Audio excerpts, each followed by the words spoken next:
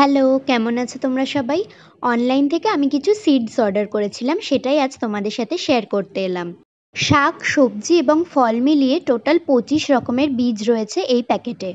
এর মধ্যে কিন্তু গ্রীষ্ম এবং শীত দুই সময় লাগানোর মতোই বীজ রয়েছে এবং এগুলো তোমরা 18 মাস মানে প্রায় 1.5 বছর পর্যন্ত ব্যবহার করতে পারবে।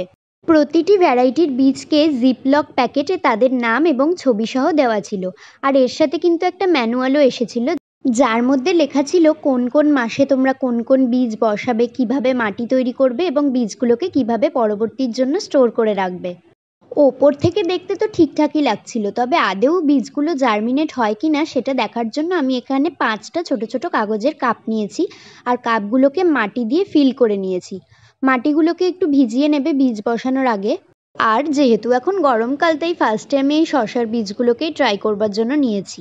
তোমরা যদি কেউ এই সিডসের প্যাকেটটা কিনতে চাও তাহলে কমেন্ট করো, আমি লিংক পাঠিয়ে দেবো।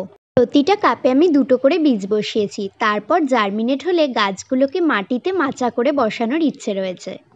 টবে বা গ্রো ব্যাগে বীজ বসালে জার্মিনেট না হওয়া পর্যন্ত সেগুলোকে কিন্তু ডিরেক্ট সানলাইটে রাখবে না, সেমি শেড এরিয়াতে রাখবে।